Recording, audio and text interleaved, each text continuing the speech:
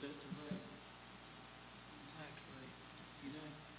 Well, they always base it off, revals and whether or not they can go revenue neutral, which they won't. So I think that they'll probably just keep it where it is. And that's what all of the other managers that I've spoken to, no one plans to go revenue neutral. Everybody plans to keep the tax rate where it is, which would essentially raise taxes. Wow, Yeah. keep it where it is, not reduce it? Yeah. That's like doubling. Yeah. Doubling So, taxes. well, the only one who hasn't said that is City of Asheville. She hasn't said what they plan to do, but I think everyone Well- wants to. Well, can't you do a partial roll, we call them rollbacks Yes. in Florida? Yeah, you can set Partial it wherever rollback. you would like. Yeah. Yeah. Yeah. I can send you, there's a good School of Government blog post about setting the tax rate that I'll send to you all so that you can That'd be great. Would That'd be. be great. start thinking I don't about know what yet. you want to do. That would be good. Yeah, I'll send it. That's why it's so good we're having the meetings on the budget right now. I got my first question last night about just what's going to happen with the tax rates. I've gotten a couple of questions You as mean, well. that's only the first one you've got? That's only the first one. I mean, a detailed question, just, Yeah. I had Ashton Phillips call me from New Orleans. Yeah.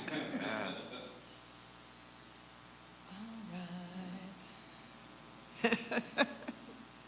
Yep. Who was the ambulance coming for last night? Yeah, just fire alarm, no ambulance. Oh, There were just 3 of them because it was an alarm call, so they sent the chief and 2 ambulances.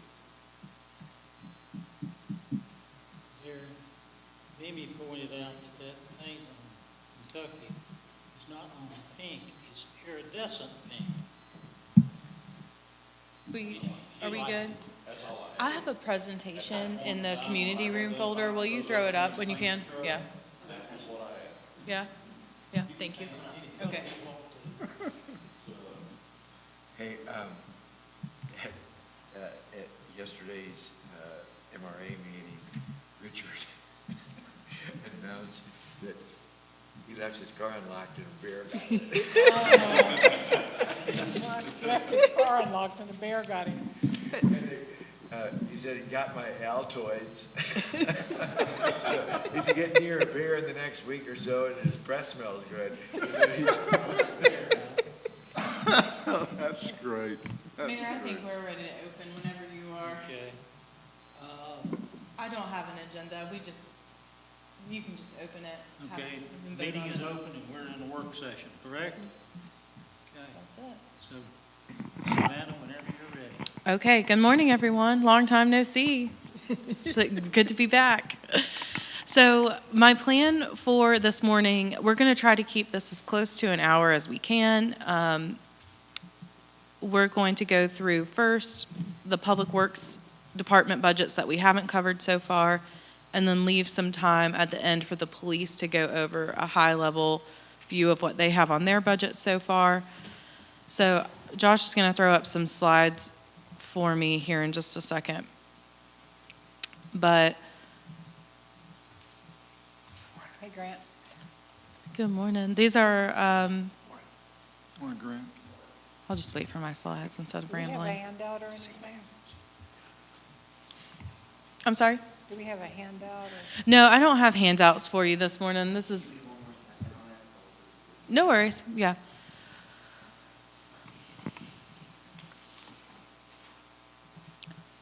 So, Hear that beep. it is, we have to replace something that I don't quite understand, but something has to be replaced. Yeah. Barry, while you wait for slides, do you just want to go over what's on your mind, major differences that you are considering? When she gets started there, you'll look at the increases. I tried to stay as close to the previous year as I could. You'll see the increases being tied to vendors where I have to use other vendors like CWS or other tree companies or even the landfill. We're seeing 11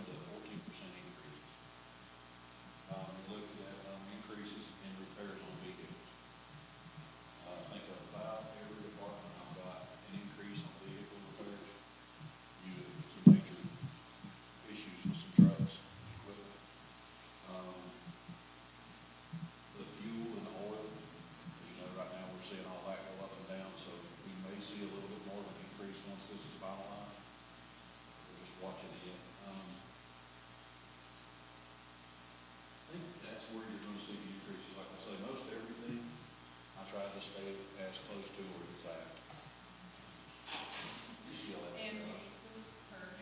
exact. How's that? I saw it last night. So like I say, most everything stayed as close to exact as I could possibly stay within real good reason. Like I say, the trucks and the vendors were a big player in what I'm seeing. And just the repairs are going to be substantial this year. But in the CIP, I also have equipment and trucks listed that will offset those repair prices, which you'll see those are pretty substantial. So it could go either way. Yeah. I think what we're trying to do is balance, especially for things that have had deferred maintenance for many years. We're trying to balance now the cost benefit of continuing to repair older vehicles and equipment and just making the investment and buying new vehicles and equipment. So this is a more fleet and equipment heavy budget than we've seen in the last couple of years. I think last year and the year before, we focused a lot on making sure employees were taken care of, getting those salaries and hourly rates where they needed to be. I feel pretty good about where people are at this point. There's a couple minor corrective things that we'll need to do in this budget, but for the most part, I think that we're on the right track there. And so now we're wanting to shift our focus more to our aging fleet and our equipment. Yeah. So on, Josh, if So you'll go what- go ahead. What you're saying is it will see a fairly significant capital budget as opposed to an operational budget. That's right. So our operational is staying pretty steady. We do have increases. They're mostly inflationary. Like Barry mentioned, everyone's going up on their prices. Right. Materials are going up, but we're trying to keep operations as steady as possible so that we can invest more in our capital. Josh, if you'll go to the next slide, we'll start with recreation, the recreation budget. So you can see our 24-25 total was 24, and we're actually holding pretty steady for our request this year of 25, and then just anticipating it going up in a minor way for the next couple of years after. What's in that budget? That looks to, this price that you're seeing right here is the tree maintenance. There is also a land care and an open space stuff in that department, but I don't have any figures for that. That's usually something Rachel plugs in. What I've plugged in here, this is the tree for when I have to have special trees that we can't handle or beyond what we're comfortable with dealing with. This is for the contractor prices on that. And I've had to change a few of our vendors and not getting the deals that I was getting in the past. So I'm having to reach out to other vendors and build a relationship. So that's kind of where I'm seeing this slight increase. Josh, if you'll skip straight to the first water slide. So you can see our water department budget breakdown for last year, this year, and then what we are anticipating. So Barry, I'll let you get into that. On the water budget for next year, there's basically two really big increases. Well repairs. We have had to have a substantial amount of well repairs this year, and I foresee that being into the future as these motors are aging out and we're having to upgrade some of the equipment. And again, changing vendors. We've went through 3 different vendors this year on well repairs just to try to keep within our budget. And also truck repair. The truck that we use as water department also doubles as a plow truck. And it also doubled as a off-road machine during Helene. So we're having transmission and rear end troubles out of it. And it's getting ready to cross over 100,000 miles on that truck. That's the one that Jared drives, yes, sir. How old is it? That one is a 15 or 16 model. So, but yeah, it's kind of got a dual purpose life, and it's really starting to show the wear and tear. The larger upkeep items on it. Barry, correct me if I'm wrong here. So as you all know, we applied for the SRF funds, the state revolving funds, to invest in our water infrastructure. We should know about our award on that before we have to adopt this budget. If we were to receive that money, I think this could potentially go down, especially the well repair line. Is that right, Barry? I think there's some well repair, and I think some of the capital improvement will drop. I think they're gonna allow us to do like valve maintenance. They're gonna, for cleaning out all the valve boxes and operation, gotta operate each one of those. The only thing that I think that we'll have to really stick in the CIP will be the hydrant repairs and that we need to make. That's right. So this one's still pretty up in the air until we know about those Yeah, SRF. I think that's I just make a comment that, we ought to also, we're looking at the expenses, and we gotta, water's water, we gotta provide it. We Yes, gotta sir. provide it well. Yeah. But we also have an income, we have water income, and we need to look at that side and what we're charging for water and make sure that this isn't subsidized by Yes, the sir. general fund. I mean, we always do that, but we can also make a little money on water, and I don't mean that in a true Right. sense, but I mean, just because we're gonna have future equipment expenses, and we're collecting some of that in advance. Right, and we have one of the best water systems around. Our water system is in really good condition, given what it's gone through. This is, for a water system our size, this is kind of small repairs that need to be done. How are you going about a 32% decrease in your budget? What are you giving up? Or what'd you do this year and last year that you're not going to need to do next year? What did we change? Oh, we did, last year we had a larger CIP. We did a lot of the water meter repairs and the reed system. I'm pretty sure that's where we seen the decrease on that. That is, The so reed system, that's right. that was $120,000 that we had in this year's budget that we don't need going forward. Another, to your point, Mason, we do need to make our water fund self-sustaining. That's an enterprise fund. The state doesn't like it, when we are having to use our general fund monies for that. So that's something that we're going to look at, as well as what do we have to do on water rates to make it a self-sustaining enterprise fund, which is what the state wants from us. And let me just say that, a lot of the heavy use that's put to the water system, the big users are also institutional users, and we have a rate system that allows us to have a two-tiered rate to charge the heavier water users more, and that's a preferred policy in the water industry. Gary, did you say 100,000 repairs on that truck? The repairs on the truck were, It has 100,000 miles on it. yes, it has 100,000 miles on it, yes. And I think the repairs are listed this year, I increased it $13,000 for repairs. Is that your oldest truck? No, sir. No, sir. And I believe that, these trucks, the two trucks that we're looking at for this year,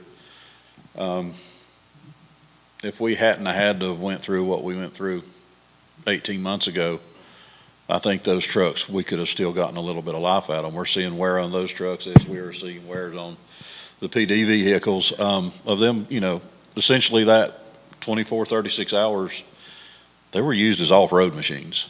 And they're not Jeeps or Humvees or nothing. They're street vehicles. They're cars, our trucks. They're not made for what they had to go through to get where they had to go. So I'm accrediting to a lot of the loss of life to what they had to go through.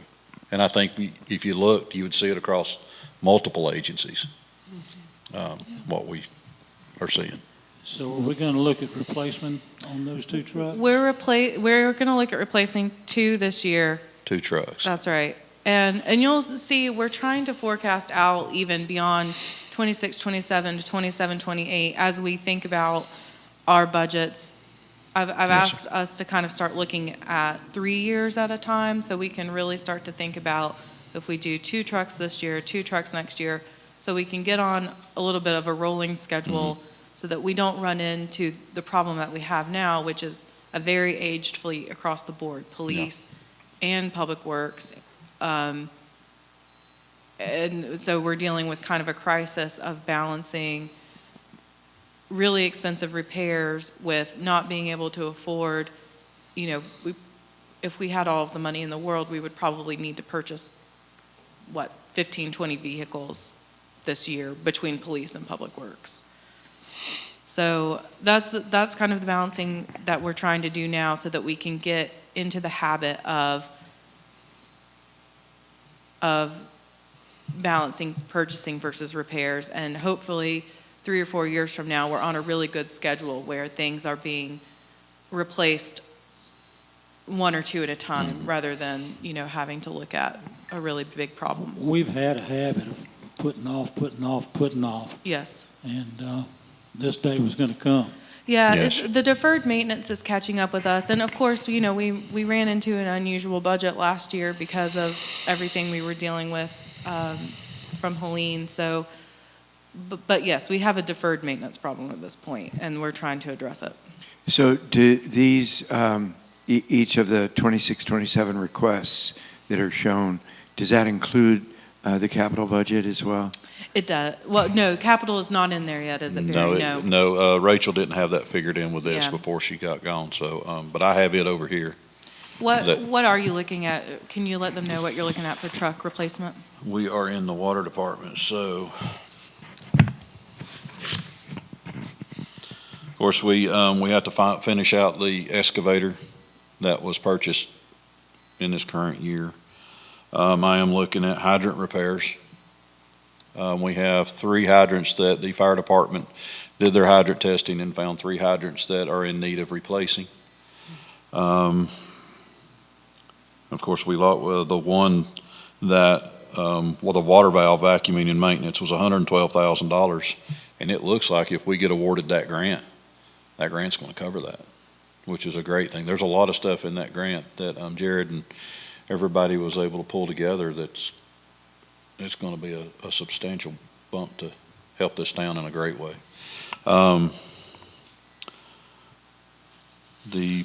You want to bump to just Public Works because it's a little Yes, let's just smaller, and then go through to it. streets? Yeah. In Public Works, we are looking at replacing a truck this year, and we were looking at doing the fence, which y'all have already we've started the fence, which will be in this current year for the compactor site, the safety issues over there. And then in 28, 29 will be the bucket truck replacement, because I feel like the safety for it we'll have to start doing something then. So back to water. Yes, sir. You've got hydrants, 1 truck. The truck, I've got it bumped up here, but in the next year. And I think that was I needed to have a conversation with Savannah and Rachel to see if we could put that truck into this year. Because we've got the excavator we have to finish out and the hydrant repairs. So we've kind of got to have a meeting of the minds to see if the budget will handle that truck for this year. So. Is that going to be hydrant repairs or hydrant replacement, Barry? I've got it here, repairs here, but it's replacement. Yes, sir. Okay. Does anybody rebuild those? Because there's We- not a whole lot to go bad with them except There's down not, the stem. one of them is where they machined the hydrant. They've got one of the holes kind of off kilter. And when you try to operate it, you've got to put a 4 or 5 foot bar on it to even operate the hydrant. And it's just a machining issue. Why it even got put in the ground, I have no idea. The other one, a Splenda truck or somebody ran over it on West Virginia, and it's just gone. Luckily, it didn't push the stem down. You know how the stem will go down and it'll just flow water. Luckily, it's holding. It's just gone. So that's one we'll have to replace. And It's at my house. We were thinking about getting a dog. okay. Well, this one grew legs and walked off for some wild reason. And then the other one is above your house. It's another one that's It's got operation issues to where I think rebuilding it, and it's an older hydrant too. It's an old Kennedy, so we'll just replace it and put a new valve in place to where we can actually perform some maintenance on it. Maybe we could auction it. If this one that did destroy that hydrant, we should consider making a claim. That's just an assumption, because, Okay, yeah, that's, we can prove that. yeah. You know, when you say gone, you don't mean like missing. Oh, I mean missing. They have a breakaway flange on them, Somebody stole it. and it's missing, it's gone. So how is the water not escaping like crazy? Water pressure. Didn't break the stem. It's got it's like kind of like a commode flapper. Yeah. And water pressure will hold the commode flapper shut, and this one's holding the valve shut up. So it's interesting, but valve metal? it's got a rubber seat that sits against a metal flange, yes, sir. We're very lucky, and whoever broke it was very fortunate that it could have went sideways really So when you quick. see in a movie when they hit it and the water spews up, that's not always, That's not always the case, Yeah. but it can be. It can be. It's just, Okay, yeah, somebody had a golden horseshoe. yeah. If it's stolen, will insurance cover that? I don't think so, ma'am. We don't insure our hydrants. At least I don't think we do. I don't think we do. I don't think they're It's listed. just, somebody may have run over it, and then somebody come through, college kid or somebody that just thought, hey, there's a cool hydrant laying in the ditch. I'm gonna take it home. Yeah, it's in somebody's bedroom, right? For It's sitting in sure. somebody's yard, somebody's fenced-in yard for their dog or something. I don't know, but yeah. Yeah. Interesting Y'all things. do an investigation and see if we can find the location of the hydrant. I got you. Yeah, I'm gonna start that. What have we got, 19 hydrants in town? No, we've got 90, I think we're crossed over 100 hydrants. Yes, sir. Really? Yeah. Yeah, I had a GPS every single one of them several years ago, so. So, well, these numbers still have some work to do. We need to add our capital outlay into this. But really, I think what we wanted to convey was the problem that we have with the fleet, the need for the Yeah. truck replacements. And then we've talked previously about sanitation. We've already covered all of that. But because we kind of got the thumbs up to move forward with exploring getting that contracted, then we will Yeah. be moving some salaries around as well. And usually every year we try to, and I know at the PD's the same way, we try to stay as level as we can, as close to what we can, as tight as we can. And Miss Savannah asked us give me a look into where we're at. And she asked for, 1 year, 2 year, 3 year, whatever. And, we used to do a 5-year deal, I think, years ago. We did a 3-year here, and it gives you a real look at what they have, a real look at what we're at. I mean, we are now to the point of, if we get another big snow or another big winter like we just had, I might not be able to keep all our trucks running for breakage. They might not be able to, get to calls or have something happen on one of their cars. We're literally on that line. And that's, what she asked for. So it's this year's gonna hurt. I mean, I was telling Savannah, it just makes me nervous. I've never had to have increases in my budget like this, ever. I've tried to stay as tight as I could and operated with what we had. And this is literally this is where we are. And whether or not, once they start, getting into the budget, getting into everything with putting these numbers together, it'll just see what washes out. And we all understand that.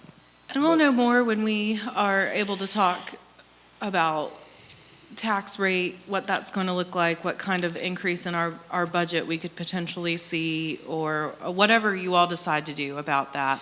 That will inform these larger purchases that we're going to try to make. So we'll have more information on it.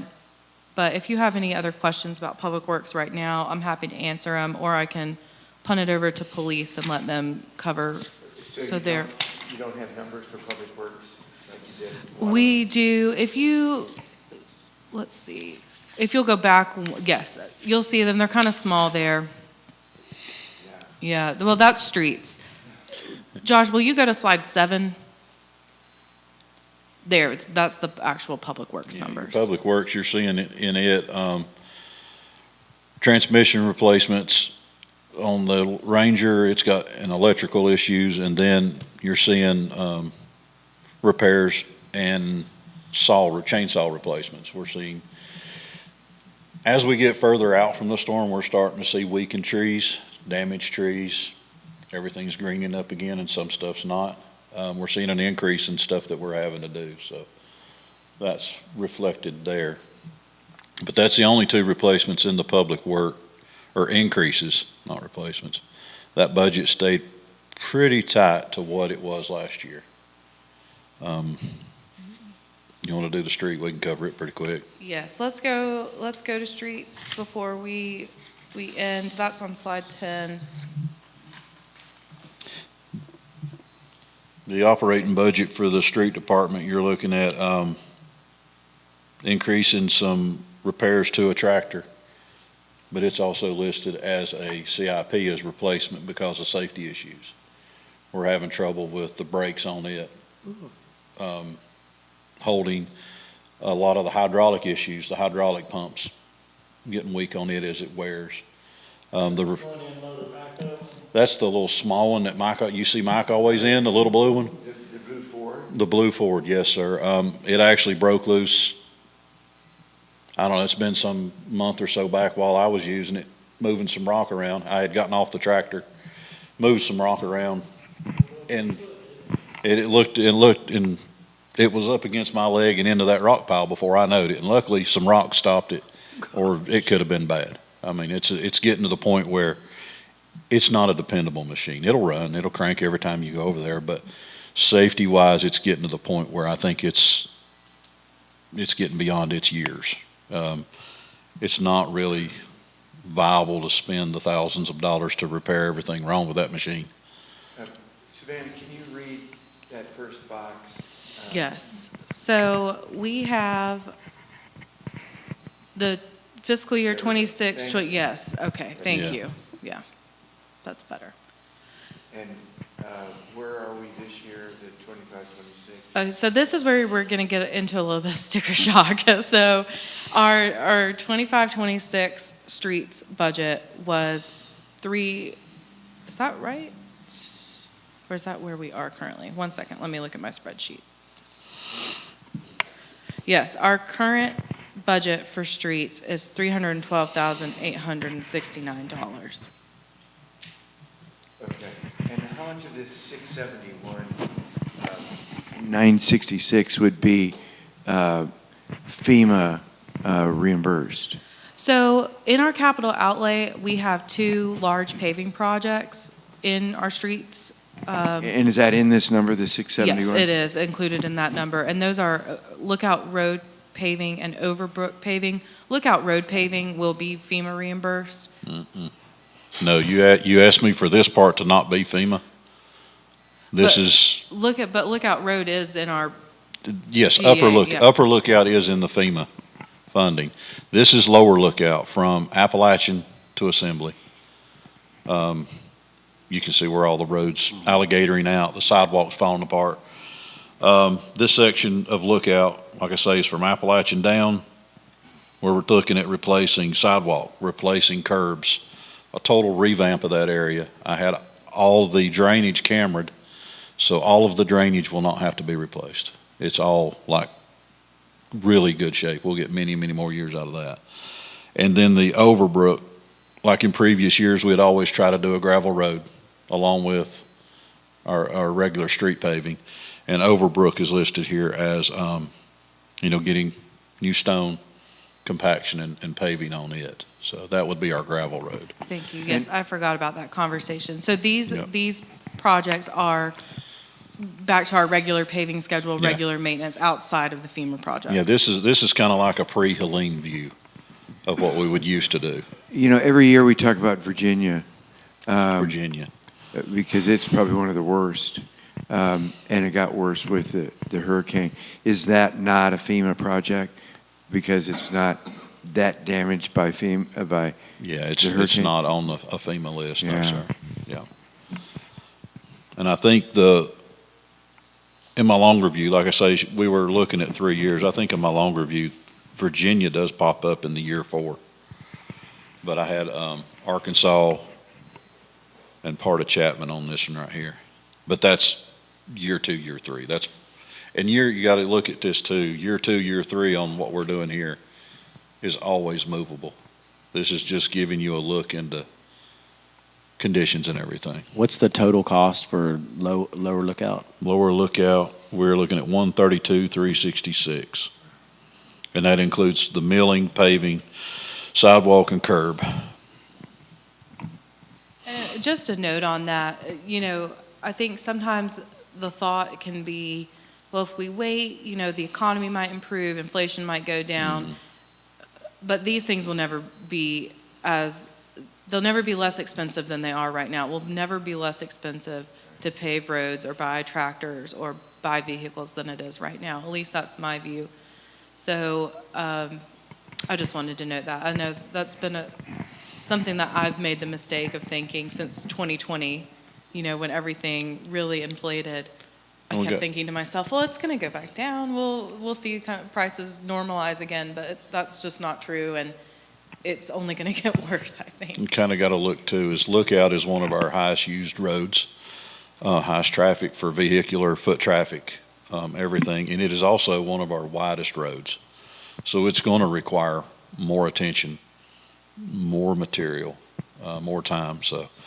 So when you say Upper Lookout in a different budget item, is that from Appalachian up to where Lookout meets Oklahoma? Or that is Chapman? from Appalachian to the horse riding rink. Oh. Just above the college, yes, sir. Yes, sir. That's what I consider Upper Lookout, and I just named it that due to our FEMA process. We had to give a name to it, so we went from there up. So you mean up to the old stables? Up to the old stables, yes, sir. When you say sidewalks, are you putting in additional sidewalks from what is there No, now? ma'am. It's the one that's existing there that goes up Lookout. It's gotten to where it's just breaking away and really, really bad shape. You're talking about from you're talking about from Appalachian down to Assembly, Yes, sir. but the sidewalk that's from Appalachian up, you're not replacing that. And we won't be able to do that with the FEMA process. Yeah. No, sir. I almost We might wonder be if you able to just don't even replace that at all. Yeah, that's just kind of a mute area, Yeah, don't very, even- very no, unused. I wouldn't replace that. Yes, sir. It's certainly not used by the town. Covering all Lookout? From Assembly Drive up? No, sir. No, sir. When we went through with their, I guess, inspectors and the mediation people, they deemed from Appalachian up damaged from the storm where the creek got under the road. They did not deem it damaged down below that. They just said that was age and deterioration. So I think that felt optimistic, didn't it? It's really not as bad as it seems. I think that we can do a lot of this. The next time that we meet, what I hope to have for you all is the information about revals, how much we would be looking at, some numbers for you all to play with on that. And then the time after that, and we'll have to move pretty quickly because I am supposed to present a recommended budget to you by June 1st. So we'll have to meet a couple of times, I think 2 more times between then and now to really get our heads around all of this. But I think we're getting close. So that was Public Works, and I'm going to ask Everything. Yeah. police to come up and do theirs now, and then we'll go from there. Okay, while the transition here, just remember that right after Helene, first year and a half, whatever, we talked about the possibility of an assessment, and we can't do an assessment to all of our property owners. But in this day and time and what we're up against, there's nothing wrong, in my opinion, of raising the tax rate for a year in order to pay for a lot of this, or for 2 years and then coming back. So just keep that in mind. we knew somewhere down the line with Helene that we were gonna have to do something to get more money. Well, if our average increase is about 65% in the value of our homes, that means our tax base is going to go up 65%. Would we need an assessment on top of that? We're going to have a mini mutiny if we don't reduce it, if it's not a neutral, and if we kept it at the same mill rate, but included some type of a 1 or 2 year assessment, we would have big time mutiny. Yes, I think that we can strike a happy medium. I don't think that we have to keep it where it is, and I don't think that we have to go revenue neutral either. I think that we can find something that feels reasonable to most people without being overly burdensome.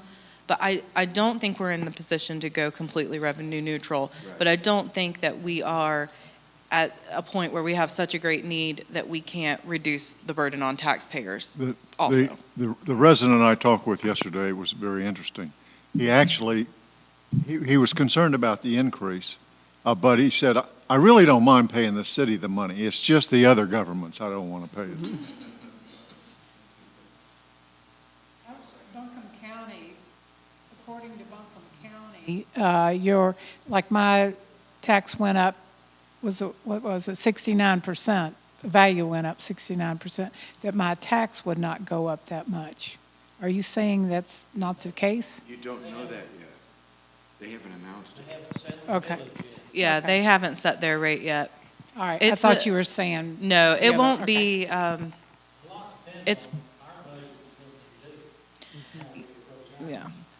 I would not anticipate having a fun year with Buncombe County taxes. Yeah. But they haven't announced it yet. Not as bad as that. All right, guys, take it away. Good morning. Morning. Morning, Captain. Good seeing you again, just from last night.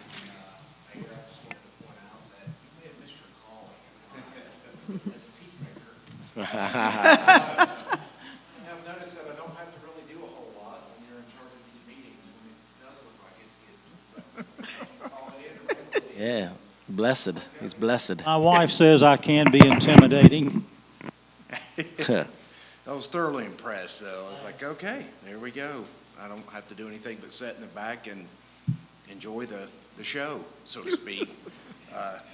But moving into our budget, I wanted to reflect briefly because I get a rare chance to see all you guys together and to talk to you for a moment.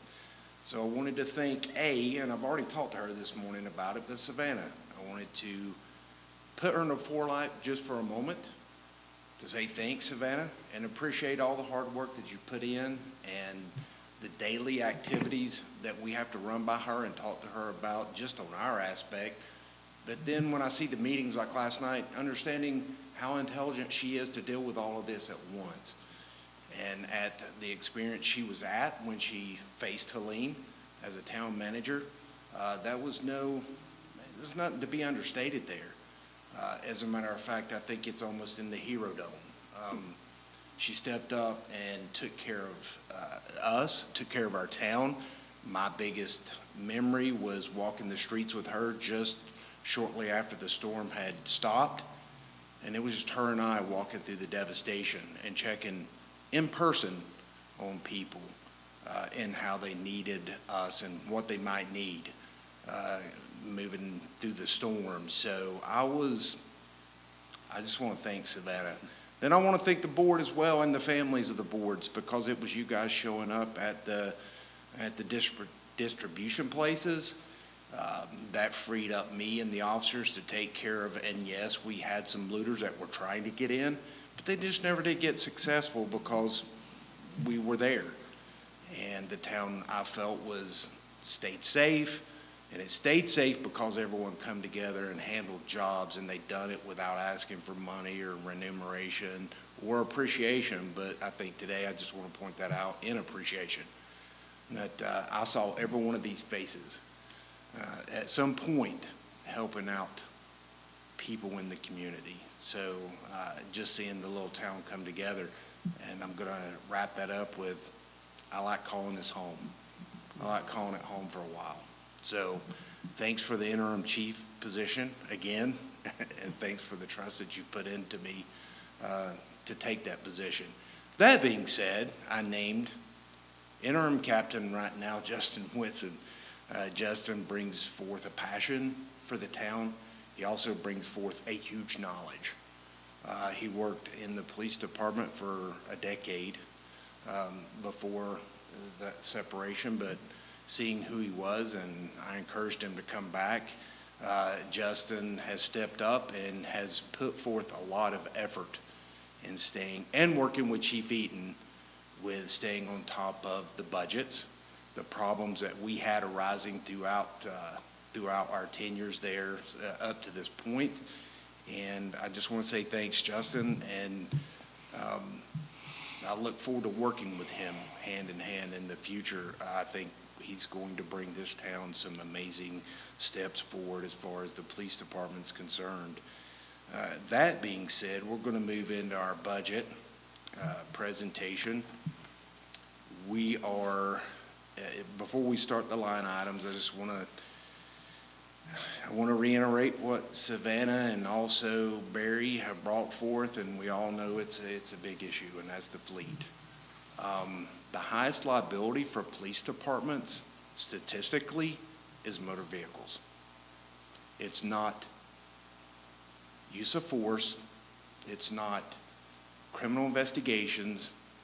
Your highest liability is motor vehicles. That's hands down across the board. So that being said, we need to focus a little bit on getting our fleet up to par. And we're going to go through our budget line items and cover that as one of them. Justin and I have taken the idea of, we have picked some lanes. Justin will focus on certain aspects and I will focus on other aspects. We will work together as we need to in these aspects, but we're going to stay in lanes. And this helps us focus on each item, each line item, and how we need it. So as we're presenting, he and I are going to take turns presenting. So you can ask our questions together or separate or however you deem necessary. We'll let Justin go ahead and present. I think you're up first. Josh, next slide, please. Me? Yeah. Yep. Okay. Yeah. So again, as interim chief stated, Jeff and I worked hand in hand on this budget along with Captain Bradley before Jeff's departure. So these numbers aren't just kind of randomly thrown together very quickly. There was quite a bit of in-depth knowledge put into these metrics. So if you do have any questions, we should have some answers for you. But one of the bigger things here that you'll see on the personnel services side of the house for us is looking to promote one of our full-time positions to a full-time officer position to a full-time captain position. And that's going to help with succession planning in the event that, we do have our new chief, whenever they come in, they'll actually have somebody to work with hand in hand full-time, to where, if they are not present or if they do leave, then the agency basically continues to operate without any drop in service or any knowledge communication gaps, anything like that. So that is one step of a robust career ladder that we propose. We're looking to implement some police officer 1, police officer 2, master police officer type roles within the agency. And those basically come with longevity, so years of service to the town that you basically commit to, as well as training to become a more professional person, both personally as well as professionally, which would then bring a better service to the town and hopefully help us with recruitment and retention. Right now, we don't have many places for our officers to go within the agency, and that's just one of the downsides of having a small agency. But what we can do with a career ladder is give them some framework to show them basically a roadmap of, if you stay for this many years and you achieve this many training hours, to include certain required trainings that we think would be beneficial for them to have within our organization, then you would achieve police officer 1, 2 or 3 more years with some additional trainings, so on and so forth, to where they would hit police officer 2, so on and so forth, to master police officer. And I think in the past, many years ago, there was something similar, but I think it was really just a 10 or 20 question test, and that was it. That was all you had to achieve that. So it wouldn't be something as simple as that. There's some dedication that they're gonna have to put forth to achieve these. And then, again, the position of captain, and then, having a chief. So we would have, ideally, we would have a chief, a captain, and 3 full-time officers. That captain role isn't a Monday through Friday, 9 to 5 type position. They would still stay on patrol, working a regular shift. We're not adding, an entire captain position. We're just promoting one of our officers to that full-time role. And then along with that, the career ladder there. So you do see a slight increase in the personnel services line item with those requests put into place. So Justin, Yes, sir. what we've got right now in terms of budget is a full-time chief, Correct. a full-time captain. No, sir. The captain is part-time. Correct. Okay. And the part-time captain would still stay as well. And we use the term captain. Basically, it would be a mid-level supervisory position that would work hand in hand with the part-time captain. One more on the patrol and day-to-day operational side, and one more on the administration side, working through policy, procedure, protocols, things of that nature that haven't been touched or reviewed in many, many, many years, unfortunately. And then currently, besides chief and captain, 3 full-time officers budgeted? 4. 4? So we have a chief and 4 full-time officers and a part-time captain. Gotcha. So we would look to promote one of the 4 full-time officers to a full-time captain role. With the proposed staffing, does that allow you to cover when Officer A is out for training and so forth without Not having? in this line item. We do have an auxiliary reserve staff line item, and that is where that metric comes into play. So with the auxiliary line item, there's funding in there for basically the 11 town holidays, because right now, as a police department employee, we don't get those days off. So we're covering those. So if you're working, you're building comp time at time and a half, and if you're off, you're building it at straight time. So we have a reserve fund so that when they choose to take that time off, we have auxiliary that come in to cover those shifts. Okay, thank you. Yes, sir. Any other questions on the personnel services side or career ladder implementation? We good there? Next slide, Josh. I think Justin's trying to work me out of my rank, so, but, yeah, if the vision for the department does come to fruition, that does eliminate my title as where I'm at as part-time. I would stay on with the town, helping out with the administrative personnel things that have to be taken care of as the state requires. So I would still be here, and also filling in shifts and things like that whenever we have a full-time officer that needs to take time off, or, Justin might need to go out of town for something, or whatever happens. I'm going to be here for that also as well. But, that vision of this career ladder is very important to me. And it's important to men and women that work in law enforcement, especially for Montreat, because it is that hope. It's that, I could advance. I might be something a little bit better next year. And that gives us a better longevity for those people. Going next into the medical certification budget, as you can see, we're going to be up in that. We're asking, another $2,000 this year over last. But where that's going to come into play is when we hire or we onboard a new officer, whether it be a reserve or a full-time officer, that expense is the same. Whether they're paid or not paid full-time, it doesn't matter. That is always going to be the same. We have to operate through the same psychological services, medical services that we use to assess to hire a new officer, they have to go through the physicals and then the psychological, and that's about $1,000 per officer. And we're currently down 2 positions, so there's at least a minimum of $2,000 there, plus the option to bring on a reserve or 2 to help, cover the other times that officers are out, full-time officers are out.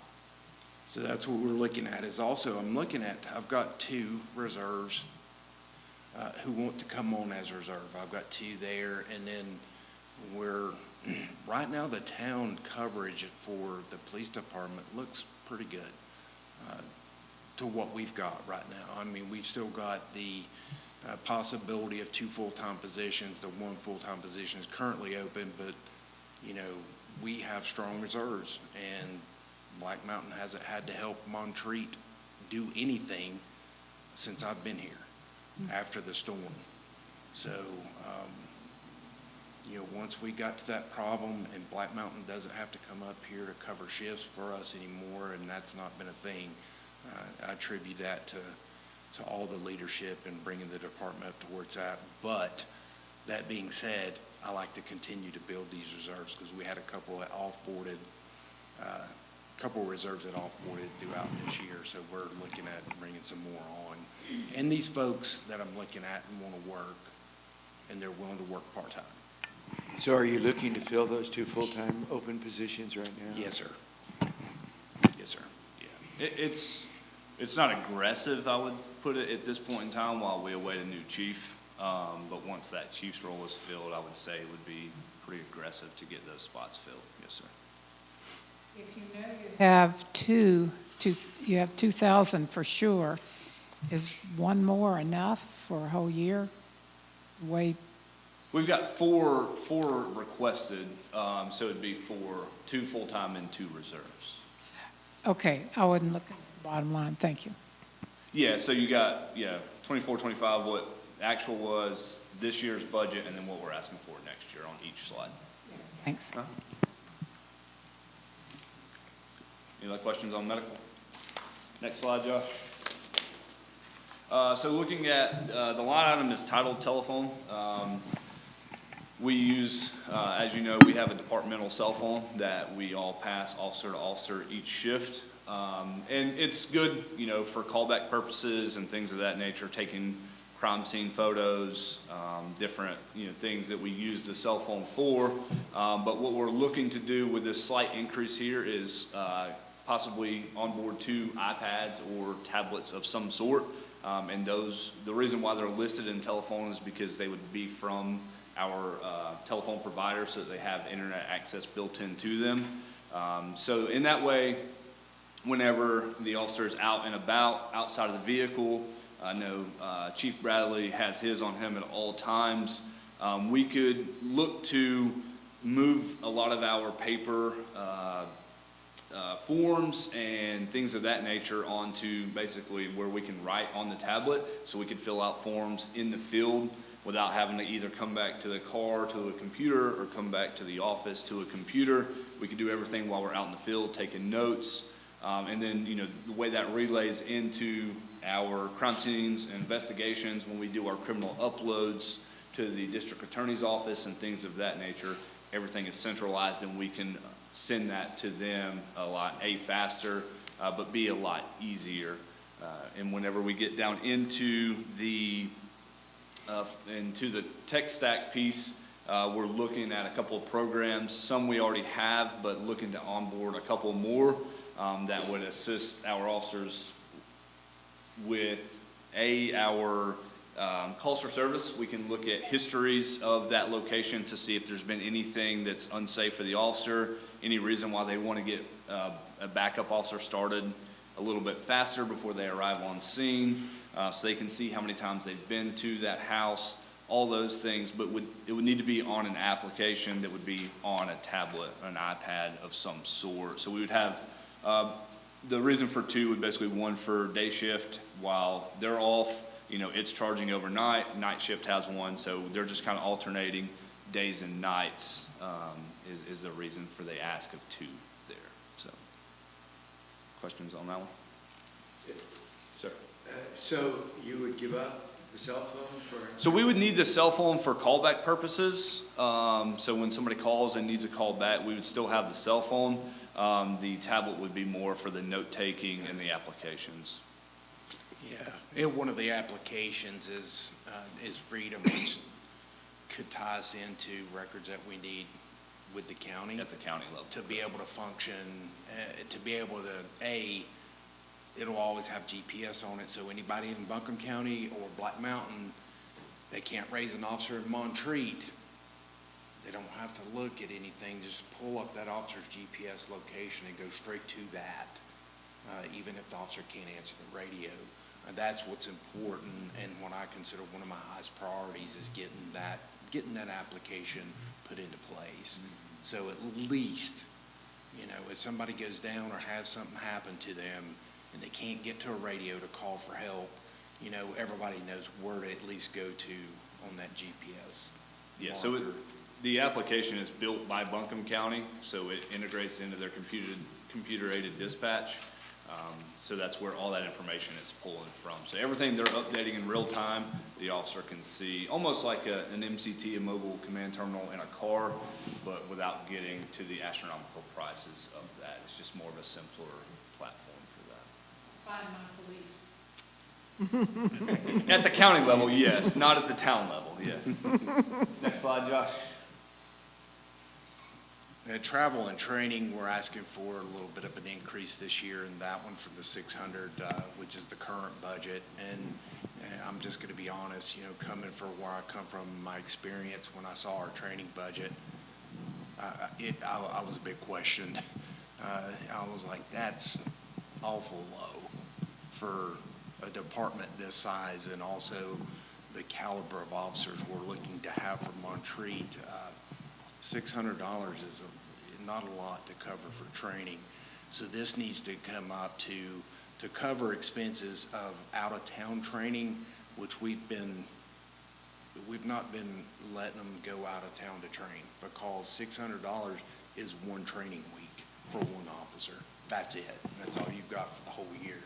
So we've been restricting them to, the state stuff that's offered to police departments for free, that type of training, whether it be online or at the academy in Hendersonville or one of those, locations at a local college, but increasing this is going to open it up for us to be able to send them for the other certifications that need to be obtained by going out of jurisdiction, possibly staying at another location for that week or two of training, and that gives them a per diem, to help them out with food costs and then staying if it's not locally, at the actual training center. If they're having to stay in a hotel or whatever, that's why we're asking for this increase, so we can step up the caliber of officers and their experience in training through this next coming budget year. And I'll build that on, and Tom actually wrote an article about it, but one of the things this year, we've had some reported felonies and also misdemeanors, and I can look at you honestly and say every one of those cases that has been filed that needed investigation has been closed by arrest.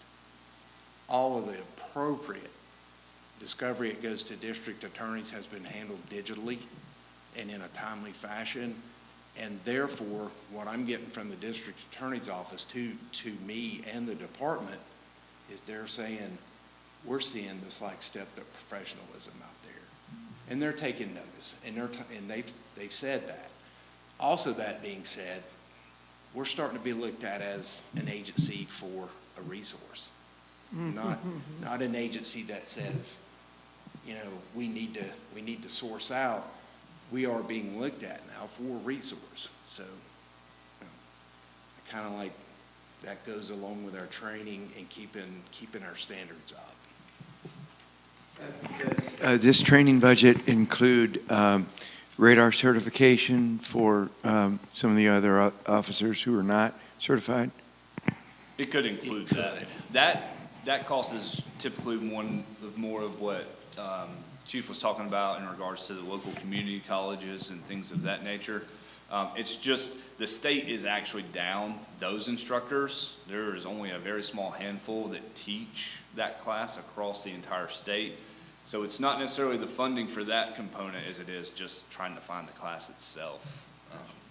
You know, with that, we could send them a little bit further away to obtain that, but we have 2 officers scheduled over the next 3 or 4 months, I believe, here locally, so we should be able to get those. Because we only have one officer now that's radar certified. Yes. And Working through some more training, yes, but yes. that is one of our goals to meet, is that, and I am sending myself through radar school.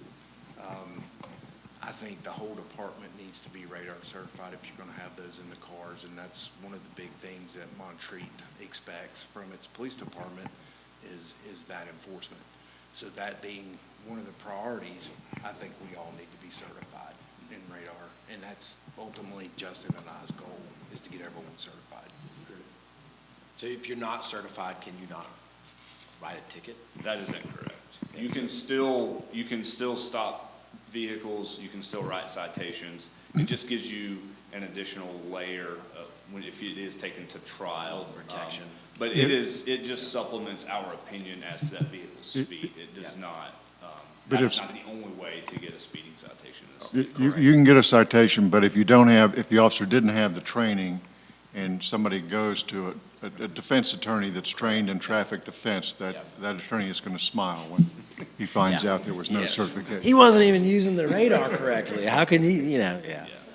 Yeah, up here, it's slightly different, because you do have, you know, people think of a speeding citation as only one, but you have, you know, unsafe conditions, things of that nature, which all the pedestrian traffic that we have and the crosswalks and things of that nature all play into that. So while you may not have, you know, to your point, Tom, if it is somebody that doesn't have the certification, they can still put cars to the curb and write citations to control speed without that certification legally. Can I interrupt you guys for just 1 second? Because I have really good news that I want to share with you all. I just stepped outside to take a phone call. The state is recommending our full $4 million award for the state revolving funds. So that's no money that we have to get back. It's a $4,800,000 grant that we can spend on hardening our water infrastructure. And it will be official next week, but we are on the agenda to be awarded That's awesome. all $4 million. Awesome. Yeah.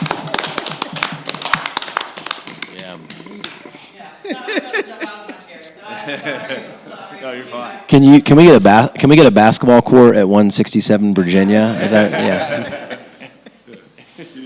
That's awesome. Have a water fountain. That's right, yeah. We'll do the kids could play in the water, it'd be perfect. Any other questions? So the other piece to the training budget request, ammunition cost is also going up, and there's nothing we can do to control that. Every officer we have has to qualify at least once a year, and that is absolute minimum. But to be proficient with a firearm, that's a skill that is perishable, so we recommend our officers going more frequently and being able to provide that ammunition to them. So that's another reason for the slight increase from 2,000 to 2,500 for this year. Through the governor's highway safety program with the stuff you talked about, the radar, through those governor highway safety points, so we actually earn points from the state when you issue either a warning or a citation when you're taking some sort of traffic enforcement. So through that program, we stepped up our patrol enforcement over the last year. We picked it up and we met some pretty good numbers and actually got a handheld LiDAR from the state for free. So this LiDAR unit came from our participation in that program, and that's another reason why we're wanting everyone certified in radars, because now we have that handheld unit that can go, and it doesn't use specifically radar in the normal aspects. It uses more of laser, so you can do it in a different location. People can't really see you. So do we need to buy you guys camo suits to hide? Right. But that's a. No one's exempt. Next slide, please. I think I'm going to let Justin jump on that one, but we can share it together as well. But Yeah, so with M&R equipment, we're very blessed and thankful for the last budget to get some body armor for our staff that's actually current, in date, and fits. But knowing that, we're having some new staff come on board, potential full-time staff, those at a minimum we want to have, in custom fit armor that's, again, in warranty, really. But, so that's a big piece of that line item.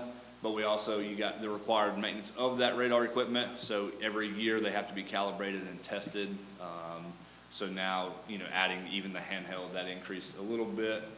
And then maintenance of radios and the software, things of that nature, which radios are, our lifeline in the field. So we're thankful that, again, last budget, we were able to purchase 2 additional radios, which helped. But as long as, again, we don't want to get into the deferred maintenance with radios, because then basically we lose our lifeline. And up here, those are, our handhelds they don't get out all the places, and that's, no fault of Montreat's or anybody else's. That's just the nature of the beast. So 2 of our vehicles currently do not have what's called mobile radios. So the car radios, which typically they receive and transmit better, because they're amplified off the engine running and things of that nature. So we are looking to acquire a couple of those just for an officer safety standpoint to outfit the fleet to ensure that they have the mobiles. Questions there? Next slide, please. So with maintenance and repair in the automotive world, our fleet is struggling, as Barry alluded to. We currently have a 2013 year model. We have a 2015 year model. We have 2 2017 year models, one of those being donated from a beach community after the storm. And then we have the 2021 Dodge, which is in pretty good shape. Outside of the Dodge, unfortunately, I would say the donated vehicle and the 2015 are probably the best 2 vehicles that we have. And that donated vehicle is the vehicle I drive currently, and it has 128,000 miles on it. So, next year, this budget, we're gonna hit 10 years, probably close to 145,000, 150,000 miles on a patrol vehicle. It's not gonna last much longer. The other 17 is consistently down. It's actually just came back from the shop and has to go to a different shop to get another quote to see if we can get it repaired to get it back on the road, but it is basically inoperable at this point in time. And then, the 2013 has been a Chiefs ride, I believe, since the town purchased it back in 2013 when Dave originally got that vehicle. So it's in okay shape, but again, it's coming up almost 15 years at the end of this budget. So with FEMA money out of this budget and then adding a little bit to that, we do believe we're going to be able to purchase a vehicle out of this budget, which will help us tremendously. But we are, looking at possibly acquiring another vehicle with the upcoming budget. And if we are able to do that, then, this number would come down. And we didn't ask for an increase for it, just based off the acquisition of the vehicle for this budget. If we were not able to get that one, this number would probably have to be at 17.5 or 20, honestly, with the way the fleet is and going into the shop frequently. So Justin, your second line, the addition of a new vehicle from this year's budget, the 25-26. Correct. Do you have, is it in your budget to buy a new vehicle? So we received some FEMA money, and then, yes, so we are actively in the process of purchasing a vehicle currently. That will come to you via budget amendment probably next month. And that actually will allow us to close out that FEMA project where they gave us almost $14,000 for the damaged vehicle. Now, that being said, it was a pinch and pull from the lines. Yeah. It was, we had to sit down and slide rule it and be like, we might not be able to onboard someone and fully equip them to the new budget, but it's like we're doing what we can to get the vehicle, and that way we're only looking at the one vehicle for next year's budget, and then the next year's, you're gonna see that decrease, because I think we'll be okay, but we need to get those vehicles in play. And also, we're looking at vehicles that aren't traditional. That is, vehicles that are more apt and more built for our terrain. Correct. And for what we do here at Montreat. You know, they're not built to chase vehicles down the interstate at 130 mile an hour. You know, they're vehicles to climb mountains or, you know, whatever, you know, we need it for here, for Montreat. And vehicles known for their longevity as well, because as we can see, we're going into longevity, and just like Savannah pointed out at the beginning of the meeting, these costs aren't gonna go down. And we need vehicles that are gonna give us a long life and keep the town, you know, where it needs to be budget-wise. Long life and capabilities are really the two things that we consider to be highest priority for police department vehicles here.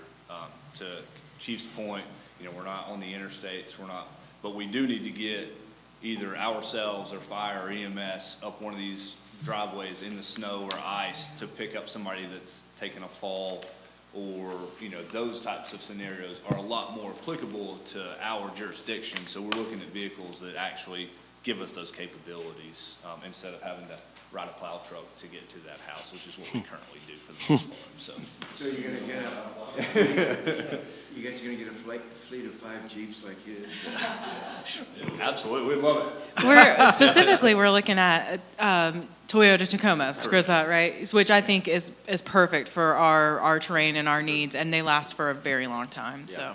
That's a good choice. And the cost, right now, the cost for those vehicles is not up there with the actual Police package vehicles that are produced by bigger companies like Dodge and Ford and those guys, or not bigger companies, but other companies that have police package models.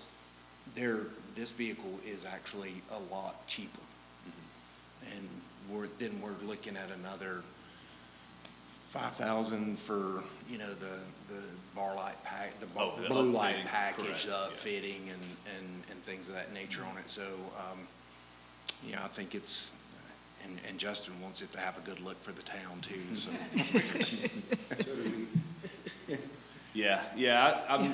I'm interested in bringing a little bit more of the town brand on board to everything that we do within the agency, color schemes and things of that nature. So you may see, we're gonna have to redo the striping package in general because it's a truck, not an SUV. So it gives us really an opportunity to look at that. So, you know, if that does come to fruition, then we'll be soliciting input on what council, town manager, members of the community, everybody would like to see for a striping package, so. Next slide, Josh. Tom could help with a survey. I'm missing this. Been too long. I like it. I like it. Next slide, Josh. Next one's going to be covering the public safety education. These are, they include the Safety Saturdays or the National Night Outs. These are programs that they happen across the board with Buncombe County, Black Mountain, and Montreat. We like to host even ones outside of Buncombe County. So we go to Marion, we go to McDowell, we go to other agencies when they do these national nights out. And these are just times for departments to bring together resources for youth to interact with kids. And, you know, they're advertised, communities bring the kids in, the parents come in, they interact with law enforcement. And the one that we done, Boca Negra went to, I want to say it was about 1.5 years ago in McDowell. We won second place on our current paint scheme on the Durango. He drove down there for that. So that was pretty cool. But we have pencils and different things to hand out to kids. They're just a wide variety of things that promote Montreat Police Department and helps build that relationship between, you know, younger people and the communities. Even if it's outside of Montreat, you know, they get to know about Montreat. But, you know, it's good for recruitment too. It is, it is great for We've recruitment. got some officers that are on that side of the mountain. Yes, absolutely. Oh, yes. And then the Coffee with a Cop, I've actually, Justin and I participated already in a few of those here. I enjoy those. It gives us a chance to sit down with the members in the community at even different parts of Montreat, you know, west, east, south, however you want to lay it out. But, you know, you get to meet, and I get to meet and learn more people and the residents that live here, and what are your needs and what are your expectations of the police department. So I enjoy those, and I think it's really important for us to keep that budget where we're asking there, and that just helps us fund, that helps us get the necessary things we need to conduct, you know, whether it be donuts or coffee or, and no pun intended, it's like, you know, we'll stock these things with those items and then get to talk and hang out with people. So I think it's very important for our public relationship to have that fund there to cover those costs whenever we're doing these little functions. We also are exploring options of getting additional outside entities to come in and teach classes. I know, you know, I've done one, but looking for, you know, like the SBI would come in and do elder abuse or fraud prevention and those types of things. The fire marshal's office to come out and do FireWise or some of those other programs, which those don't cost, but being able to provide some of the refreshments and give a little bit better public image to the town, some of that funding would go there as well. So. He didn't just call the citizens old either, so I want to point that out and make sure that's clear. Next slide, Josh. So you'll see a substantial increase here for auto supplies. Again, looking to consider take-home vehicles for our officers for a couple of different reasons. The big one being recruitment / retention.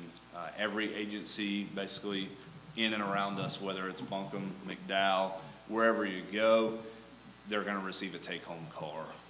So I think in the interest of recruitment and keeping the officers that we do have, you know, you can see the values placed at about $1,700. That cost could go up a little bit depending on the gas prices. But currently on the retention side, we've got 2 officers living within Black Mountain city limits currently, and 1 officer living in McDowell in Marion. So you know, and if this was to be approved, we would also have policy put into place for limitations and things of that nature. So when we did use it for a recruitment tool, you know, they would know basically what that mileage is and things of that nature. But not only is it recruitment and retention, but really the other big piece is the personal accountability for that vehicle.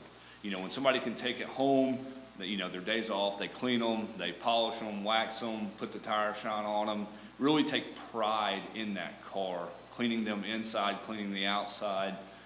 And also, you know, if a check engine light comes on or a tire sensor light comes on, that's their vehicle. So they know they're the one that's ultimately responsible for that. So instead of just parking it in the parking lot and whoever hops in it next is like, oh, the check engine light's on, whoever was in it before me should have reported that. They don't report it.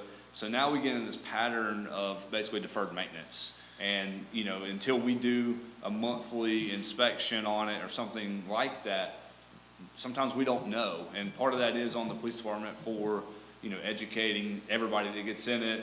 We'd rather it be reported multiple times than think that somebody else reported it. But we could basically eliminate most of that with a take-home package at a cost of about $1,700 per officer. So that's where that, you know, substantial increase does come from.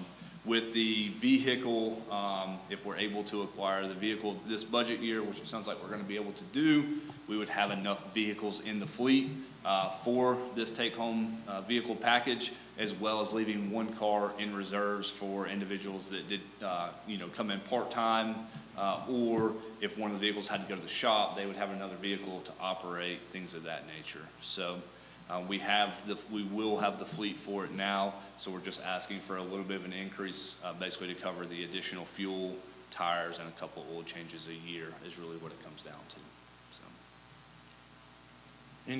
Any questions on that? I think this Savannah and I have talked at length on that too. It's one of my priorities, is to get a take-home vehicle. For the 30 years I worked at Buncombe County, I had a take-home car. And for an officer to have a take-home car, I can personally attest that puts that responsibility with you. And you'll see less maintenance costs. You'll see better attention to how that vehicle's care is handled. So you're going to treat that car with kid gloves, because you know if you mess that car up, you're going to get the old one or whatever the case may be. So I think moving forward, this is one of my priorities, and we have it now. We'll be able to do that with a spare car that stays here for reserves. You know, so if a full-time officer can't come in, he doesn't need to bring his car up here. Somebody don't need to drive it. You know, we have a spare, and that officer can drive that spare vehicle from that point. So. And then talking to our current officers, they have expressed that a take-home car means more to them than dollars in their pocket at this point. You know, a raise, things of that nature. That take-home car, they understand basically is a raise because they're not driving their personal vehicles to and from, but just having the ability to take pride in it and know that it's theirs and they're responsible for it and accountable for it. And whenever they do pass somebody in Montreat or Black Mountain and that car is, you know, clean and shining or whatever, they know, oh, that's Officer Bocanegra because that car is clean as a whistle, right? So there's a lot more, you know, I understand there's, you know, a slight increase here, but overall, I think it would do wonders for the retention that we do have, and it's going to be very difficult for us to recruit without it. People are just, you know, they're going to go somewhere where they have a take-home car, pay may be a little bit better, things of that nature.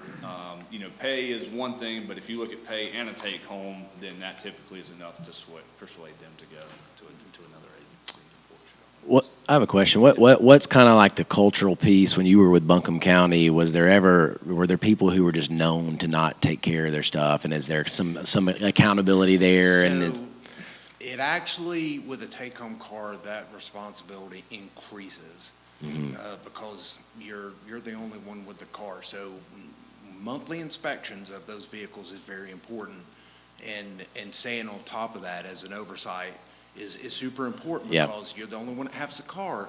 So when it has a scratch on it that it didn't have on last month, you should have told someone or you knew about it.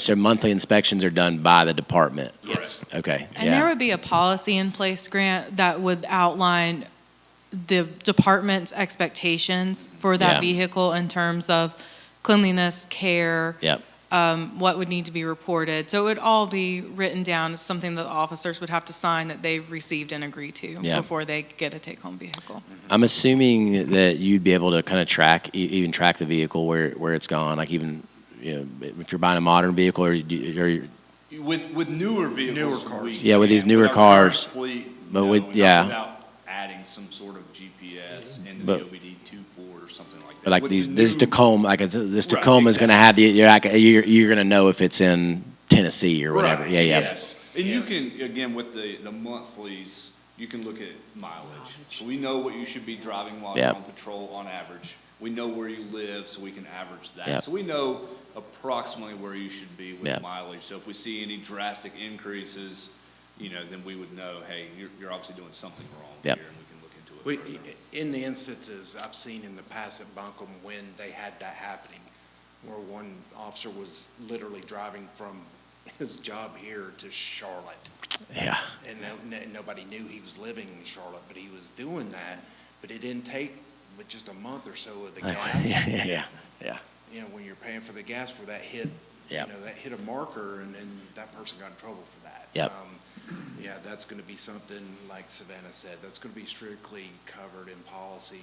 You're not going to take, you know, for whatever reason, you've got an unmarked at your house, you're not going to go grocery shopping in it. Yep.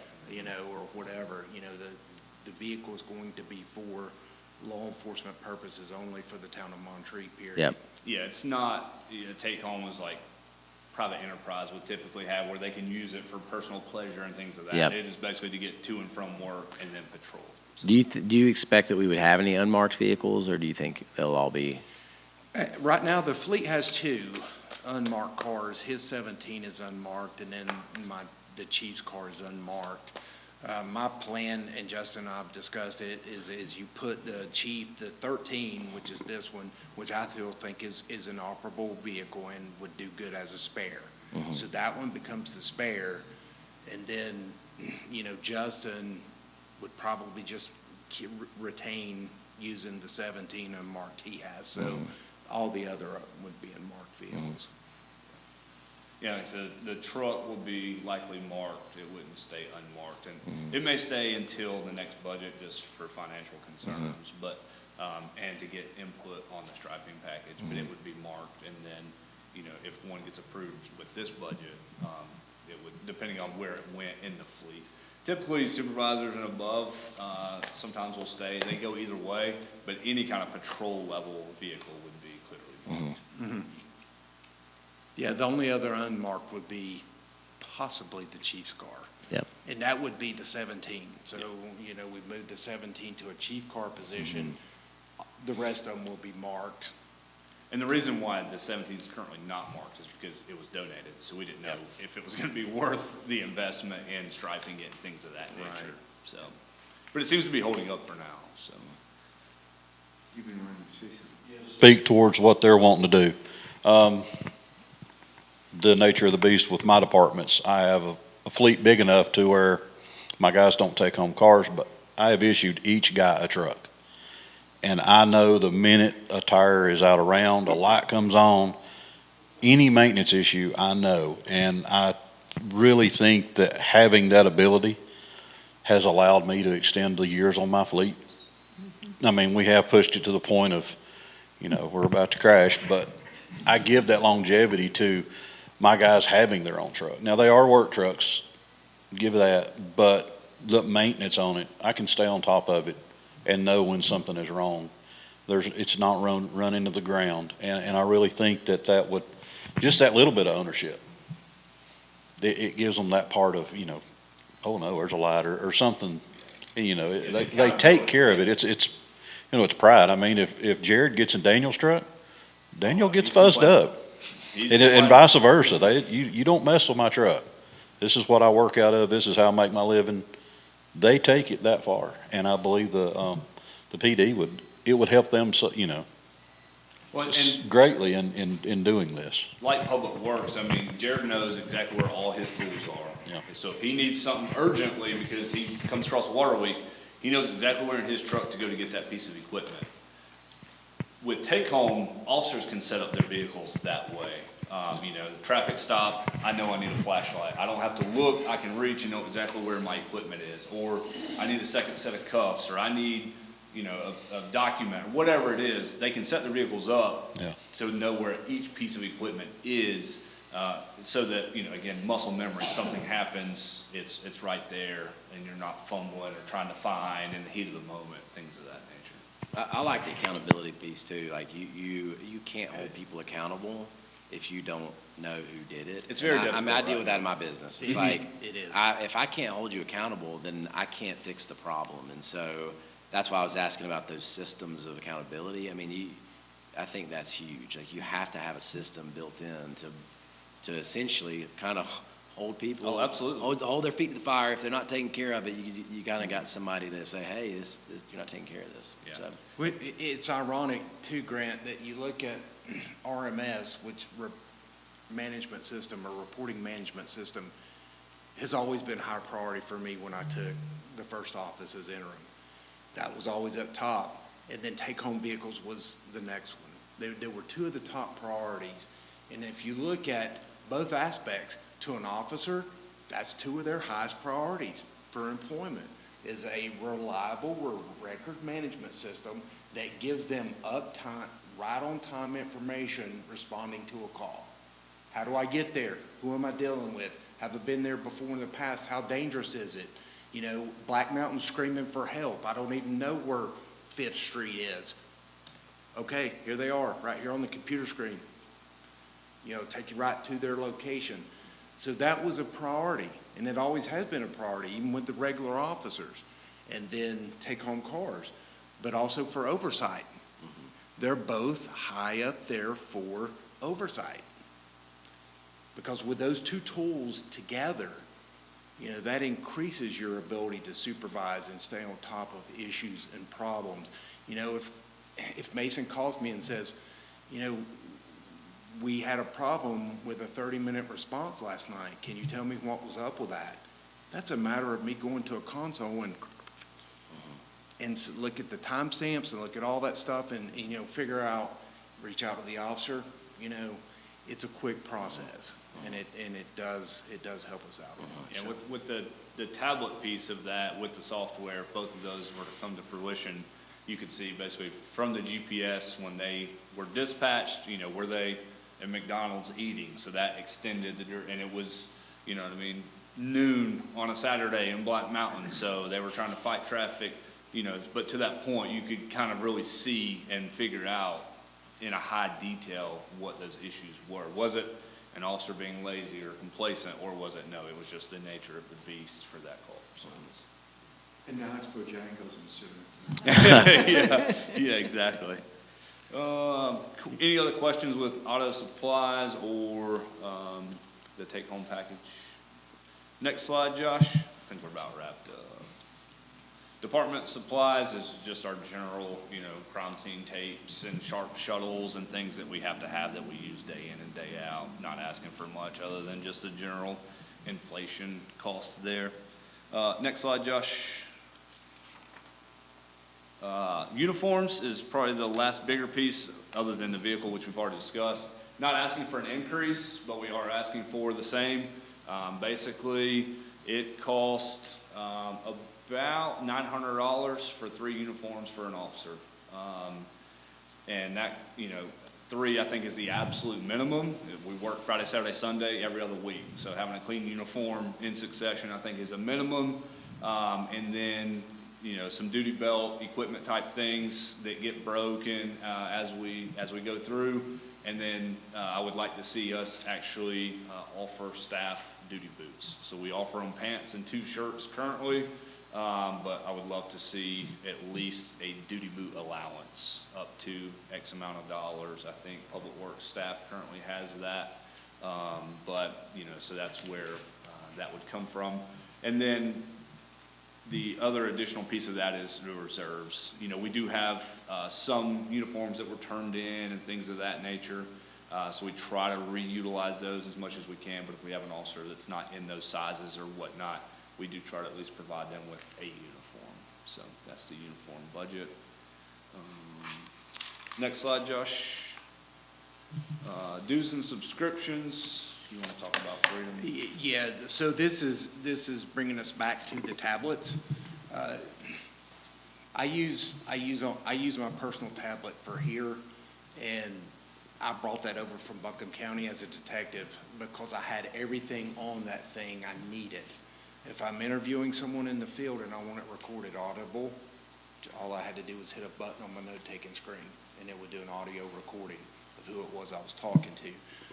This program was utilized by the SBI. I got that from them, and then I paid that subscription myself for that program because I was that impressed with the way the SBI utilized that to work crime scenes, interview suspects, handle whatever traffic they needed to handle. It was all on that tablet. So our rights advisal forms, they can go on the tablet. And if I need to Mirandize Barry for whatever reason, you know, he can sign it right there on the tablet. He can get Mirandized. We can enter that into Discovery as a digital piece of evidence to upload. That takes away paper for anything. That's super important with, you know, when you start thinking about how much you got to carry with you, paper-wise, tow sheets, you know, written warnings, whatever the case may be, just name it. All that stuff can be utilized and accessed on that tablet. And I think it'll be a big step for us and our officers. Also, the Freedom app that Justin mentioned is an app that I used as a detective when I worked for Buncombe. Justin has it currently on his phone for the fire side, but for law enforcement, they have the law enforcement side. So we're not paying Buncombe County whatever, $40,000 to go on board with their RMS, but we can access through a smaller fee. All the different ones that are out, all of it. Yeah, there you go. That's a good example, is to walk around and show. But as you have a tablet that can access the law enforcement side of those CAD calls, we're not going to need to go on board with RMS with Buncombe County at the price tag they're wanting. We've already explored that option, and I think we all know what we're not going to be doing that. But with the Freedom app, each officer can take that tablet out, sign on. He or she gets dispatched. It's right there, and he just walks around and shows you can read notes. You're GPSed. You can also see prior histories. You can run local warrant checks on whoever it is you're dealing with. You can actually have them check, if they're wanted in a national database. So it gives the officers a lot of accessibility at a whole lot less price range than the old going fully on board with their RMS system. So that is figured into that cost. And also there's the yearly annual fee for using Notability, which is also in that app I was just telling you about with our forms for the police department. So, if I go to a house where there's a death scene, and I need, and Mason and lawyers can back me up on this, but there's only two reasons to go into a house. There are only two ways you can go into a house: consent or a search warrant. That's it. So, if you have a death scene, even though it's suspected to be a natural death or, whatever the case may be, suicide or even a homicide, there's only two ways you get to work that scene. That is consent or a search warrant. Generally speaking, you would work natural deaths more than any other kinds of deaths. So I always carried that consent form on my tablet. So as I arrived on a scene, you give me consent to search your house, for evidence of crime, blah, blah, blah, and they signed it. So all of our forms, rights advisals, tow sheets, they can all be uploaded, and the officer has it all right there on the tablet. It's not in, this big case that we're bringing out of the car and putting in and then, fumbling through paperwork. So, and it also eliminates us having to store a master file document. As long as you keep it digital and you never print it off, it's fine. The Supreme Court says you're good, just as long as you don't ever print it off. So, I think big advances we could do with that. Yeah, and the last piece that's in there is our body-worn cameras. So we will have about $3,500 over the next 4 years coming out of that for new body cams. We did apply for a reimbursement grant, a match grant, so I'm waiting to hear back if we're awarded that. If we're awarded that, the next 3 or 4 years basically would be covered by grants. We would only owe about $3,500 left on that. So, but that also falls in there. So you actually started this since last year you had a $6,500 budget. This year you got a $12,500. So you've been doing some upgrades. So this year we were able to purchase 3 new laptops themselves that go in the cars. So we don't have much software to support them. We had to get the actual physical hardware this budget. So the next we're looking at the actual software components. Now you have to understand where the computers were whenever I came. Half of them weren't working, and all of them were out of date. Every single one. And I was amazed that they were able to do what they were doing with the technology they had in computers. So now, what we done, we spent the money invested in the up-to-date computers that are a little bit more life-proof than like the one, Grant has right now. You don't want to drop this guy. Yeah, these can be dropped. They've got cases on them with handles. But this is not hardware, this is all. Correct. This is Correct, software now. software. Yeah, the current budget we're in, we bought hardware with. The request for next is the software packages. And so the computers versus iPad, your computers is gonna be, like when we're on patrol, running tags, if we have a motor vehicle collision, doing the rec report, everything like that, with the printer hooked in the car, e-citation, e-warrants, everything like that is all done computer-based. So are you saying that you use this line item of 12.5 for this year to buy hardware and not software? I believe that's what Jeff, I would have to revert back, but I believe, Samantha, do you know possibly? I'm pretty sure that was where it came from for those computers. Trying to see if I could. No worries.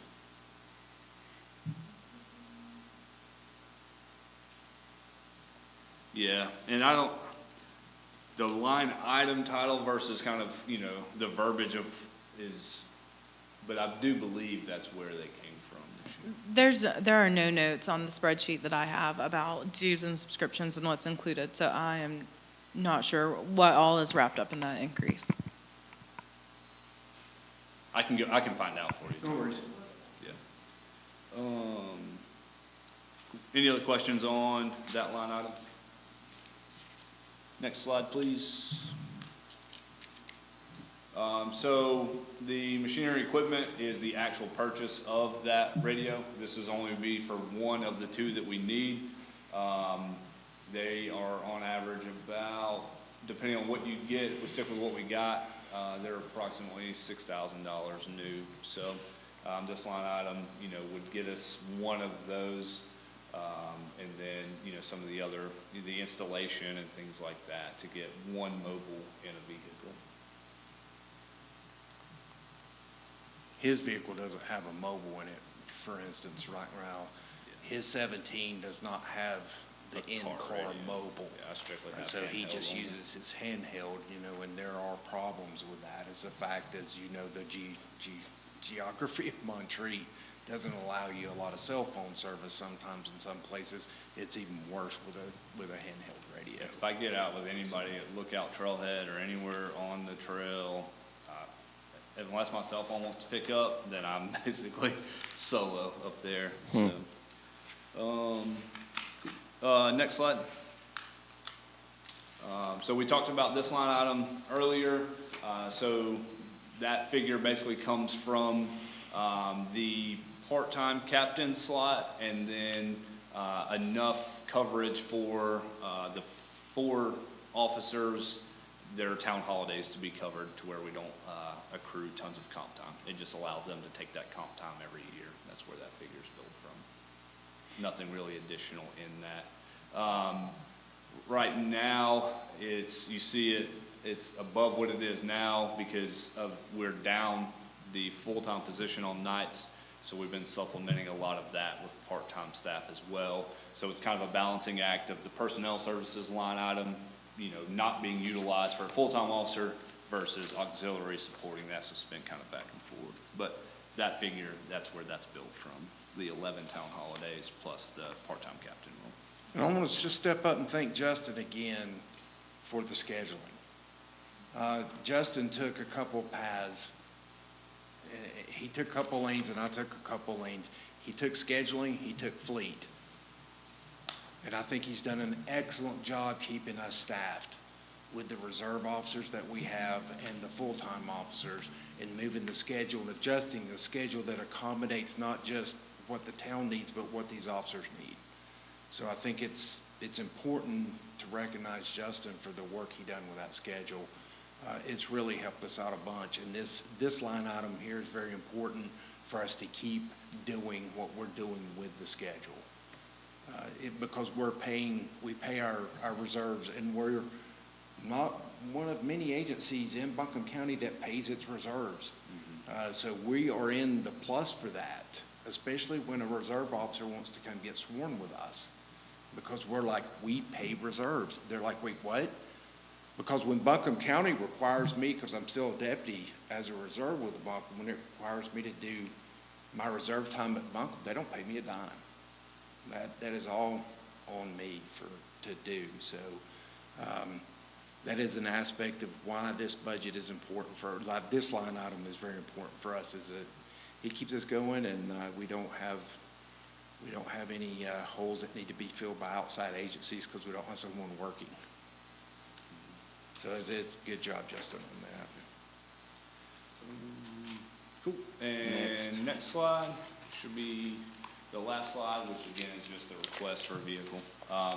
We're waiting on some numbers, but I think the lowest that we've received thus far for the current vehicle that we're inquiring about was 41.5, no upfit whatsoever. So we're looking at 41.5 plus a little bit to upfit with light package and striping.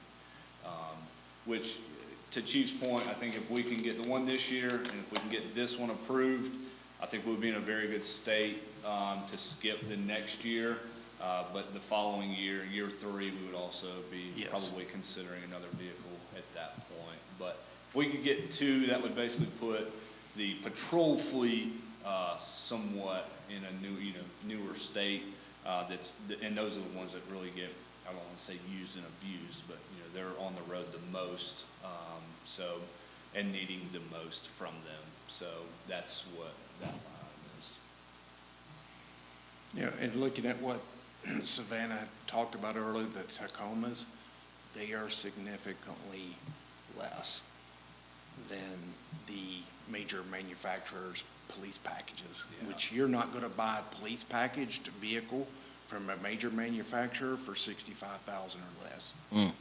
You're not. You're just not going to do it. Any questions? Commissioners? Suggestion.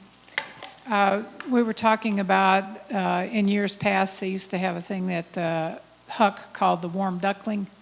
And did we go every week? Every Thursday, I think, in the morning, Thursday morning, and it was a hubbub. It was a real place for fellowship. And I'm thinking you might resurrect that by getting the Huck to provide the coffee and at cheaper rates than 1 cup at a time. But if they put a pot out there, you might revive the Huck as your community outreach. We did have one Coffee with a Copy event in the basement of the Huck. They were closed for service, but they still supported us in that. But yeah, I think more frequent than what we're doing would be highly beneficial for sure. But yeah, that's a good spot. We try to incorporate them in various places. We had one here at Town Hall. We had one up there. We've had one in a private residence in a community. So just trying to get people involved in wherever they feel the most comfortable to come out and speak and talk and fellowship. And the Huck is on board for it. Anyone else? Savannah? I had a real quick question about the state revolving funds. So that can only be used for fixing our water infrastructure? Right. So we went through a pretty tedious application process for this money, and we had to lay out exactly what we wanted to use it for, and it is all related to water infrastructure in one way or another, yes.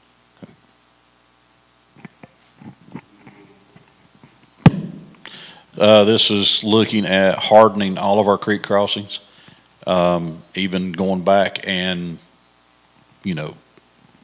reconcreting the ones that are currently have concrete, making repairs. We're looking at the valve vacuuming and also installing generators on all of our wells.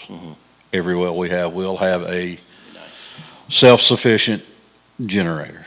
No more going to Charlotte or calling somebody in Charlotte or digging to find power.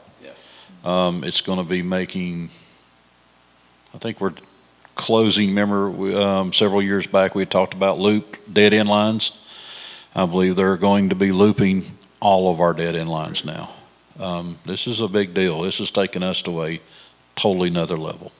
So it's pretty good. Any other questions? Tom? I just wanted to say, guys, that when I interviewed Elijah 2 weeks ago for the article, he was highly complimentary to both of you as well as Jeff for a lot of reasons. But the main reason that he was complimentary is that you guys take into consideration that work-life home balance. and he really appreciates that, and so do we. Yeah, that's part of the scheduling. I mean, that's one of the priorities. If somebody puts in a time off request, we do everything in our power. And we all step up and cover shifts and things of that nature, so, but it's just organizing the chaos to ensure people have that balance. And I remember a few years back, watching the old chief, in a presentation actually, where he was talking about like, officers needing to work sick, they're having to work sick because there's not anybody to cover a shift, and that is no longer the case. And if you're sick, you can call in, we're gonna have somebody here, and it's not gonna be an issue. And I think that's where we're at, and why we're not having a problem with the recruitment right now, per se. Thanks, guys. That was a good presentation, and thanks. I know that was a long meeting. Again, after last night, it was a lot. So thanks for hanging in with us. And next time we meet, we will have tax rate information. We'll have calculated that revenue neutral rate, and then we'll have actual budget workbooks for you all. Savannah, before these guys leave, let me say this. I've always appreciated Barry and his crew and how he's developed his staff and so forth, and how when Barry's gone, everything continues as well. Savannah, I appreciate you and the professionalism you've brought to Montreat, and with the addition of Brandon as our attorney at our meetings. It is so comforting. And to you guys, for the professionalism that you have brought to our department. I'm so proud. Mm-hmm. Thank you. all are a great blessing to this town and to us as commissioners. You really are. We thank you all.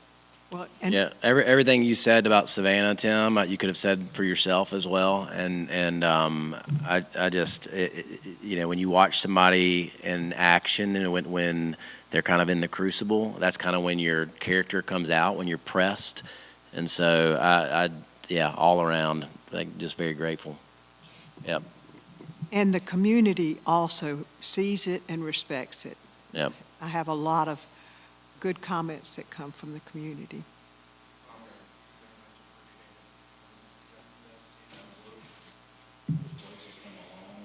Can someone suggest we adjourn this meeting?